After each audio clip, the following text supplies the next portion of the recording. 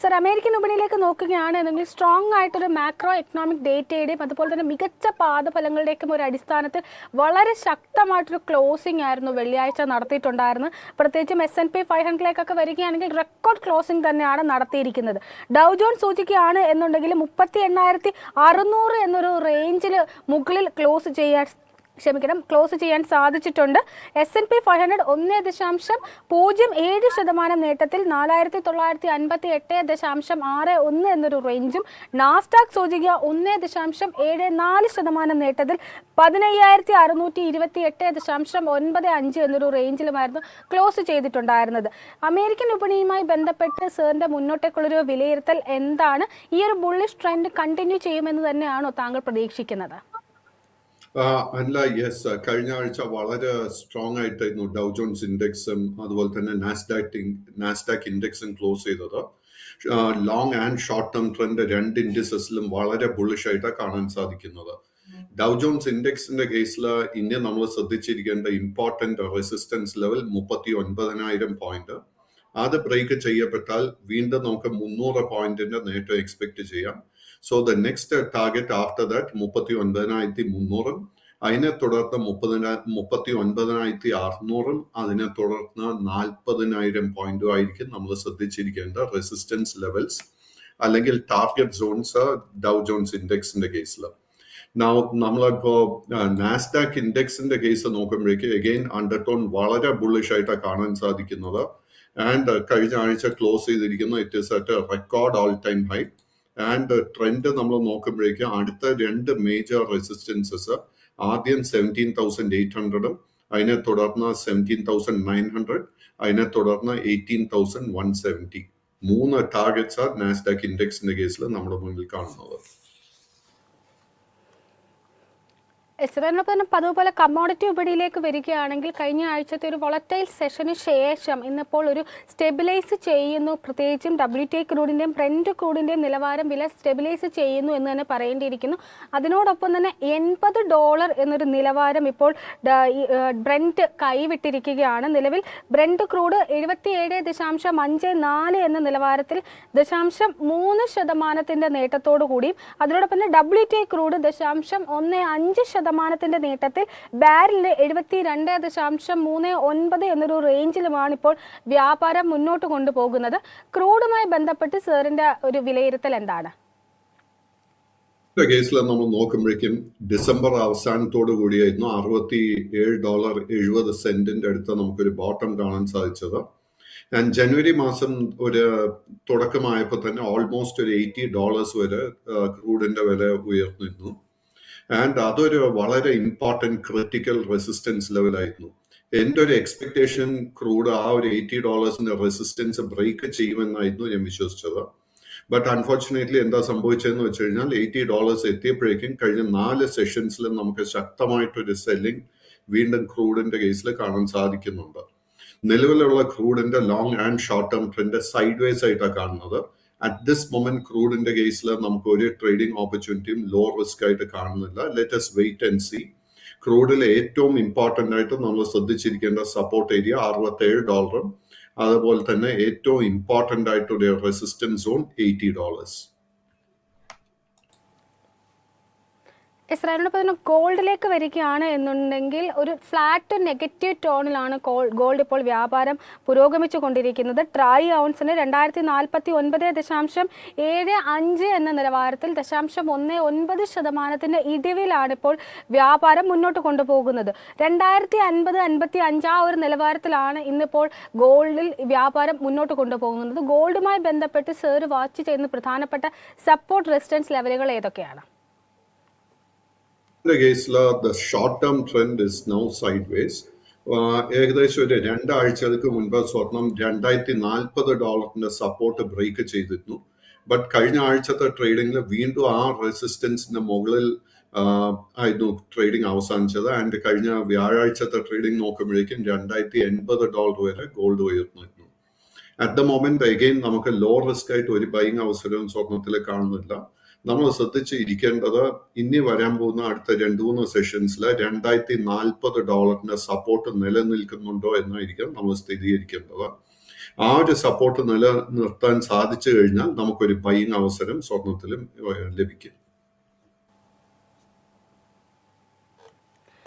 Sir, അതിനോടൊപ്പം തന്നെ ആഭ്യന്തര വിപണിയിലേക്ക് വരികയാണെങ്കിൽ വെള്ളിയാഴ്ച പുതിയൊരു സർവ്വകാല ഉയരം സൃഷ്ടിക്കാനായിട്ട് സാധിച്ചിട്ടുണ്ടായിരുന്നു. 22,126.8 എന്നൊരു റേഞ്ചിലേക്ക് എത്തിയ വിപണി പിന്നീട് ഒരു പ്രോഫിറ്റ് ബുക്കിങ്ങിനായിരുന്നു സാക്ഷ്യം വഹിച്ചത്. എന്നിരുന്നാൽ പോലും ഒരു നേട്ടത്തിൽ 0.72% നേട്ടത്തിൽ 21,853.8 എന്നൊരു റേഞ്ചിലായിരുന്നു ക്ലോസ് ചെയ്തിട്ടുണ്ടായിരുന്നത്. നിഫ്റ്റിയെ സംബന്ധിച്ച് ഒരു പുതിയൊരു ഓൾ ടൈം ഹൈ ക്രിയേറ്റ് ചെയ്തത് വീണ്ടും ഒരു ബുള്ളിഷ് ടോൺ അല്ലെങ്കിൽ വീണ്ടും പുതിയ ലെവലിലേക്ക് കടക്കുന്നു എന്നൊരു സൂചനയാണോ ലഭിക്കുന്നത്? തീർച്ചയായിട്ടും നിഫ്റ്റി 50യുടെ കേസ് എടുക്കുമ്പോഴേക്കും നിഫ്റ്റി 50 പുതിയൊരു റെക്കോർഡ് കഴിഞ്ഞ ആഴ്ച ടച്ച് ചെയ്തിരുന്നു. ആൻഡ് അതായിരുന്നു ഞാൻ ശ്രദ്ധിച്ചിരുന്ന ആദ്യത്തെ ഒരു resistance level 22,000 point. So as investors നമ്മൾ ഈ ആഴ്ച ശ്രദ്ധിച്ചിരിക്കേണ്ടത് again that record all time high 22,000 points തന്നെ ആയിരിക്കും നമ്മൾ ശ്രദ്ധിച്ചിരിക്കേണ്ടത്. 22,000 പോയിന്റിന്റെ റെസിസ്റ്റൻസ് ബ്രേക്ക് ചെയ്യാൻ സാധിച്ചു കഴിഞ്ഞാൽ നിഫ്റ്റി 50യുടെ കേസിൽ നമുക്ക് ആ ലെവലിൽ നിന്ന് ഓൾമോസ്റ്റ് ഒരു 800 പോയിന്റ്സിന്റെ നേട്ടം എക്സ്പെക്ട് ചെയ്യാം. അറ്റ് ദ സെയിം ടൈം നമ്മൾ സപ്പോർട്ടായിട്ട് ശ്രദ്ധിച്ചിരിക്കേണ്ടത് 21,400 പോയിന്റ് ആയിരിക്കണം. സർ, അതിനോടൊപ്പം നിഫ്റ്റി ബാങ്കിലേക്ക് വരികയാണ് എന്നുണ്ടെങ്കിൽ നിഫ്റ്റി ബാങ്കിൽ 45,970.95 എന്നൊരു റേഞ്ചിലായിരുന്നു ക്ലോസ് ചെയ്തിട്ടുണ്ടായിരുന്നത്. വെള്ളിയാഴ്ച വ്യാപാരം ആരംഭിച്ചിരുന്നത് 46,568.2 എന്നൊരു റേഞ്ചും ഏകദേശം 218 പോയിന്റ്സിനടുത്ത് ഇടിവ് രേഖപ്പെടുത്തിയിട്ടാണ് ഇന്നലെ ഇപ്പോൾ വെള്ളിയാഴ്ച നിഫ്റ്റി ബാങ്ക് വ്യാപാരം അവസാനിപ്പിച്ചിരിക്കുന്നത്. പ്രധാനമായിട്ടും സപ്പോർട്ട് നൽകിയിട്ടുള്ളത് പഞ്ചാബ് നാഷണൽ ബാങ്ക് ഉൾപ്പെടെയുള്ള മിഡ് ക്യാപ് സ്പേസിൽപ്പെട്ടുള്ള ാണ് എന്നും പറയേണ്ടിയിരിക്കുന്നു. നിഫ്റ്റി ബാങ്കുമായി ബന്ധപ്പെട്ട് സാറിന്റെ മുന്നോട്ടേക്കുള്ള ഒരു വ്യൂ പോയിന്റ് എന്താണ്? അല്ല, കഴിഞ്ഞ ആഴ്ചത്തെ ഇതേ ഫോറത്തിൽ ഞാൻ സൂചിപ്പിച്ചിരുന്നു ദാറ്റ് നിഫ്റ്റി ബാങ്ക് ഇൻഡെക്സിന്റെ കേസിൽ short and long term trend അല്പം ബെയറിഷ് ആയിട്ടായിരുന്നു കാണുന്നത്. ആൻഡ് ഞാൻ സൂചിപ്പിച്ചിരുന്ന ഒരു ഇമ്പോർട്ടൻറ്റ് റെസിസ്റ്റൻസ് 47,200 പോയിന്റ് ആയിരുന്നു. ആൻഡ് നമ്മൾ എക്സ്പെക്ട് ചെയ്തതുപോലെ തന്നെ കഴിഞ്ഞ വെള്ളിയാഴ്ചത്തെ ട്രേഡിംഗിൽ Nifty bank index 46,890 point 46,890 point എത്തിയപ്പോഴേക്കും വീണ്ടും നമുക്ക് പ്രോഫിറ്റ് ടേക്കിംഗ് കാണാൻ സാധിച്ചു. സോ ഈ ആഴ്ച നമ്മൾ വി ഹാവ് ടു വെയിറ്റ്. അതായത് ആദ്യത്തെ 2-3 സെഷൻസിൽ കറക്ഷൻ പ്രോഫിറ്റ് ടേക്കിംഗ് നടക്കുന്ന സമയത്ത് എവിടെ സപ്പോർട്ട് ലഭിക്കുന്നത് എന്ന് നമ്മൾ സ്ഥിരീകരിക്കേണ്ടിയിരിക്കുന്നു. സോ കറക്ഷൻ നടക്കുന്ന സമയത്ത് നിഫ്റ്റി ബാങ്ക് ഇൻഡെക്സിന് 45,400 പോയിന്റിന്റെ സപ്പോർട്ട് നിലനിർത്താൻ സാധിച്ചാൽ നമുക്ക് ഈ ആഴ്ച തന്നെ ഒരു ബൈയിങ് ഓപ്പർച്യൂണിറ്റി മാർക്കറ്റിൽ ലഭിക്കും, particularly in the large private banking space. At the moment ഇന്നത്തെ ട്രേഡിംഗിൽ കാര്യമായിട്ട് ഒരു ലോ റിസ്കിൽ ഒരു ബൈയിങ് അവസരം എനിക്ക് ബാങ്കിങ് സെക്ടറിൽ കാണാൻ സാധിക്കുന്നില്ല. അതിനോടൊപ്പം നിഫ്റ്റി ബാങ്കിലേക്ക് നോക്കുമ്പോൾ ഇന്നലെ മാർക്കറ്റ് അവേഴ്സിന് ശേഷം ഫെബ്രുവരി 3-ാം തീയതിയാണ് SBIയുടെ റിസൾട്ടുകൾ പബ്ലിഷ് ചെയ്തിട്ടുണ്ടായിരുന്നത്. ഇതോടുകൂടി ഈ ഒരു മേഖലയിലെ മേജർ മെഗാ ക്യാപ് ഓഹരികളെല്ലാം തന്നെ ഇപ്പോൾ പാദഫലം പുറത്തുവിട്ടിട്ടുണ്ട്. പ്രതീക്ഷിച്ച അത്ര ഉയർന്ന നിലവാരത്തിലല്ലായിരുന്നു SBIയുടെ പാദഫലങ്ങൾ എന്ന് തന്നെ പറയേണ്ടിയിരിക്കുന്നു. അറ്റാദായത്തിൽ ഏകദേശം 35% വാർഷിക ഇടിവാണ് രേഖപ്പെടുത്തിയിരിക്കുന്നത്. സ്റ്റാൻഡ് അലോൺ നെറ്റ് പ്രോഫിറ്റിന്റെ കേസാണ് ഈ പറഞ്ഞിരിക്കുന്നത്. 7,100 കോടി രൂപ ഒരു വൺ ടൈം എക്സെപ്ഷണൽ ഐറ്റത്തിനായിട്ട് അക്കൗണ്ട് ചെയ്തത് കൊണ്ടാണ് ഇത്തരത്തിൽ വലിയൊരു കുറവുണ്ടായത് എന്നാണ് എക്സ്ചേഞ്ച് ഫയലിംഗിൽ കമ്പനി അറിയിച്ചിരിക്കുന്നത്. എന്നാൽ അവരുടെ ഒരു മറ്റേ നെറ്റ് ഇൻട്രസ്റ്റ് മാർജിൻ ഉൾപ്പെടെ പരിശോധിക്കുകയാണ് എന്നുണ്ടെങ്കിൽ നെറ്റ് ഇൻട്രസ്റ്റ് മാർജിനിൽ ഒരു കുറവ് രേഖപ്പെടുത്തിയിട്ടുണ്ട്. എന്നാൽ അസറ്റ് ക്വാളിറ്റിയിൽ കാര്യമായിട്ടൊരു മുന്നേറ്റം രേഖപ്പെടുത്താനും സാധിച്ചിട്ടുണ്ട് എന്നാണ് നമുക്ക് മനസ്സിലാക്കാൻ സാധിക്കുന്നത്. അറ്റപ്പലിശ വരുമാനത്തിൽ വാർഷികാടിസ്ഥാനത്തിൽ ഏകദേശം 4.5% വർദ്ധിച്ച് 39,815.73 കോടി രൂപയാണ് രേഖപ്പെടുത്തിയിരിക്കുന്നത്. എന്നാൽ നെറ്റ് ഇൻട്രസ്റ്റ് മാർജിനിൽ ഒരു 9 മാസത്തെ കണക്കുകൾ ഈ ഒരു സാമ്പത്തിക വർഷത്തിലെ 9 മാസത്തെ കണക്കുകൾ പരിശോധിക്കുകയാണെങ്കിൽ 1 ബേസിസ് പോയിന്റ് ആണ് ഇടിഞ്ഞിരിക്കുന്നത്. 3.28% NIM ഇടിഞ്ഞിരിക്കുന്നത്, നിം ഇടിഞ്ഞിരിക്കുന്നത്. മറ്റുള്ള മെഗാ ക്യാപ് കമ്പനികളിലൊക്കെ സമാനമായിട്ടൊരു സ്ഥിതി തന്നെയായിരുന്നു കാണാൻ സാധിച്ചിട്ടുണ്ടായിരുന്നത്. ഓഹരിയെ സംബന്ധിച്ച് പറയുകയാണെങ്കിലും ഫെബ്രുവരി 2-ാം തീയതി ഒരു പുതിയൊരു 52 വീക്ക് അല്ലെങ്കിൽ അതിൻ്റെ ഒരു ഓൾ ടൈം ഹൈയിലേക്ക് എത്തി എന്നാണ് ഞാൻ വിശ്വസിക്കുന്നത്. 660.55 എന്നൊരു റേഞ്ച് രേഖപ്പെടുത്തിയിട്ടുണ്ടായിരുന്നു. അതിന് വ്യാപാരം വെള്ളിയാഴ്ച അവസാനിപ്പിച്ചിരിക്കുന്നത് 0.05% നേട്ടത്തിൽ 648 എന്നൊരു റേഞ്ചിലുമായിരുന്നു. SBIയുമായി ബന്ധപ്പെട്ട് സാർ ഇന്ന് എക്സ്പെക്ട് ചെയ്യുന്നത് എന്തൊക്കെയാണ്? നാച്ചുറലി ഒരല്പം ഡിസപ്പോയിന്റിംഗ് ആയിരുന്നു. ആൻഡ് SBI വന്നിട്ട് it is now trading at record all time high. Low risk ആയിട്ട് ഒരു ബൈങ് അവസരം എനിക്ക് കാണാൻ സാധിക്കുന്നില്ല. SBIയിൽ നമുക്ക് ഒരു ലോങ് പൊസിഷൻ നമ്മുടെ കൈവശം ഉണ്ടെങ്കിൽ നമ്മൾ 645 രൂപയുടെ സപ്പോർട്ട് വളരെ ക്ലോസ് ആയിട്ട് വാച്ച് ചെയ്യണം. കാര്യം എന്തെന്നാൽ ആ ഒരു സപ്പോർട്ട് ബ്രേക്ക് ചെയ്യപ്പെട്ട് കഴിഞ്ഞാൽ അടുത്ത മേജർ സപ്പോർട്ട് ഏരിയ SBIയിൽ കാണാൻ സാധിക്കുന്ന 620 രൂപയിലാണ്. സോ ഇന്ന് നമുക്ക് SBIയിൽ ഒരു ലോ റിസ്ക് ബൈങ് അവസരം ലഭിക്കത്തില്ല. So we got to be very very careful.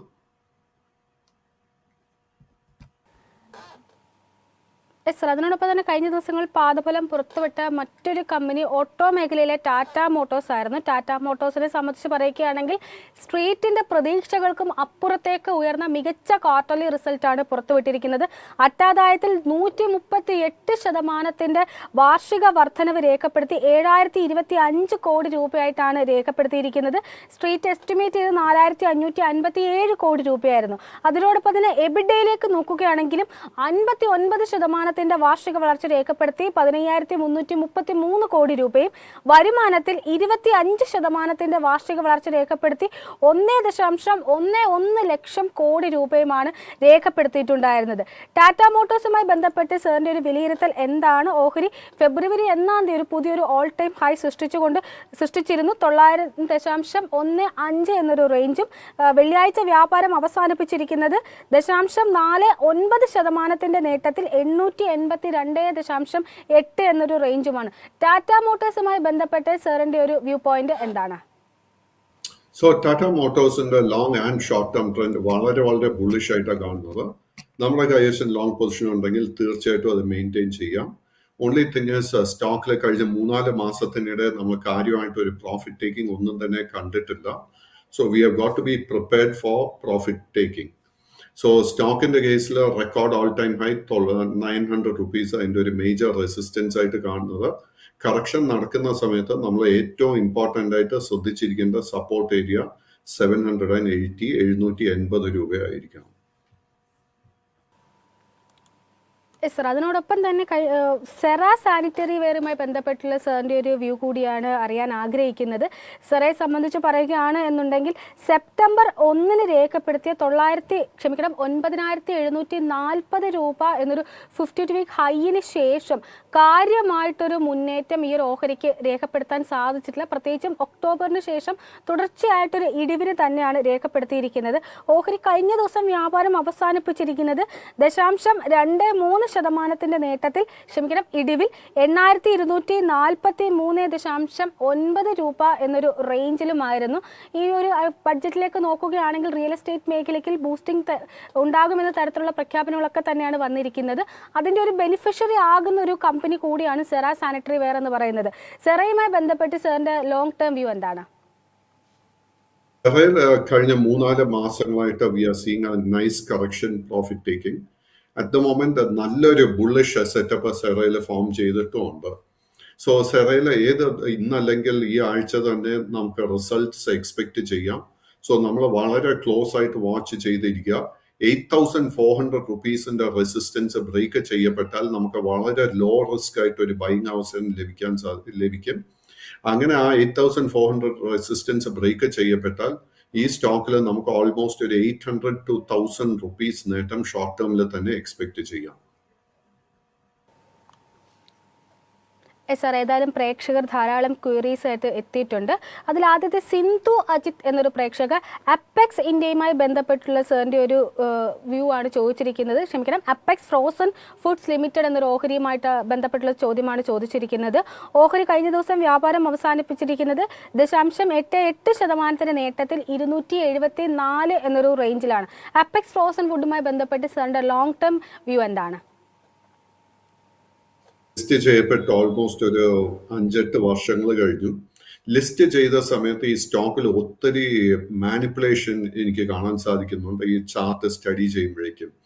അതിന് ശേഷം സ്റ്റോക്ക് ലിസ്റ്റിങ്ങിന് ശേഷം 960 റുപ്പീസ് വരെ മുന്നേറിയിരുന്നു. ബട്ട് അതിനുശേഷം സ്റ്റോക്കിൽ കനത്ത സെല്ലിംഗ് നമുക്ക് കാണാൻ സാധിച്ചു. ആൻഡ് സ്റ്റോക്കിന്റെ ഒരു ലോവസ്റ്റ് ലെവൽ കാണാൻ സാധിക്കുന്ന അറൌണ്ട് 120 130 ആ ഒരു റേഞ്ചിലാണ് കാണുന്നത്. കഴിഞ്ഞ ഒരു 5-6 വർഷങ്ങളായിട്ട് ഈ stock has been consolidating between this 120 and 440 rupees. ഇതൊരു ബ്രോഡ് വലിയൊരു ട്രേഡിംഗ് റേഞ്ച് ആയിട്ട് നമുക്ക് കാണാൻ സാധിക്കുന്നത്. ബട്ട് എങ്കിൽ പോലും കഴിഞ്ഞ ഒരു 3 മാസത്തിനിടെ ഈ സ്റ്റോക്കിൽ നമുക്ക് വീണ്ടും ഒത്തിരി സ്പെക്കുലേറ്റീവ് ബൈയിങ് കാണാൻ സാധിക്കുന്നുണ്ട്. ആൻഡ് അതിനെ തുടർന്ന് സ്റ്റോക്കിന്റെ long and short term trend വീണ്ടും ബുള്ളിഷായി മാറിയിട്ടുമുണ്ട്. This is a small cap stock. ഒത്തിരി വോളറ്റിലിറ്റി ഉള്ള ഒരു സ്റ്റോക്ക്. കമ്പനിയുടെ ഫൈനാൻഷ്യൽസിനെ കുറിച്ച് എനിക്ക് ഒന്നും തന്നെ അറിഞ്ഞുകൂടാ. ബട്ട് ചാർട്ട് സ്റ്റഡി ചെയ്യുമ്പോൾ മനസ്സിലാവുന്നത് 290 രൂപ is a very major resistance and സപ്പോർട്ടായിട്ട് നമ്മൾ ശ്രദ്ധിച്ചിരിക്കേണ്ടത് 250 രൂപ. സോ ബിറ്റ്വീൻ 250 ആൻഡ് 290 ഇമ്മീഡിയറ്റ് ആയിട്ടൊരു ട്രേഡിംഗ് റേഞ്ച് ആയിരിക്കും. സർ, സംഗീ സന്തോഷ് എന്നൊരു പ്രേക്ഷകൻ NLC ഇന്ത്യ ലിമിറ്റഡുമായി ബന്ധപ്പെട്ടിട്ടുള്ള സാറിൻ്റെ ഒരു വ്യൂ ആണ് ചോദിച്ചിരിക്കുന്നത്. ഓഹരി കഴിഞ്ഞ ദിവസം 2.57% നേട്ടത്തിൽ 267.3 എന്നൊരു റേഞ്ചിലായിരുന്നു ക്ലോസിംഗ് നടത്തിയിട്ടുണ്ടായിരുന്നത്. ഫെബ്രുവരി 2-ാം തീയതി 52 വീക്ക് ഹൈ റേഞ്ച് ആയിട്ടുള്ള 276.85 എന്നൊരു പുതിയ റേഞ്ച് ടെസ്റ്റ് ചെയ്തിട്ടുണ്ടായിരുന്നത്. NLCയുമായി ബന്ധപ്പെട്ട് സാറിൻ്റെ ഒരു ലോങ് ടേം വ്യൂ എന്താണ്? ആൻഡ് ഷോർട്ട് ടേം വ്യൂ വളരെ ബുള്ളിഷ് ആയിട്ടാണ് കാണുന്നത്. ആൻഡ് അല്ല പറഞ്ഞതുപോലെ കഴിഞ്ഞ ആഴ്ച റെക്കോർഡ് ഓൾ ടൈം ഹൈയിലോട്ട് NLC എത്തിയിരുന്നു. കയ്യിൽ ലോങ് പൊസിഷൻ ഉണ്ടെങ്കിൽ we can continue to maintain it. But പുതിയ ലോങ് പൊസിഷൻ ഈ ഹൈ ലെവൽസിൽ അഡ്വൈസ് ചെയ്യുന്നില്ല. സ്റ്റോക്കിന്റെ ഏറ്റവും ഇമ്പോർട്ടൻ്റ് ആയിട്ട് സപ്പോർട്ട് ലെവൽ കാണുന്നത് 210 രൂപയിൽ. 210ന്റെ സപ്പോർട്ട് ബ്രേക്ക് ചെയ്യപ്പെട്ടാൽ short term trend will turn bearish.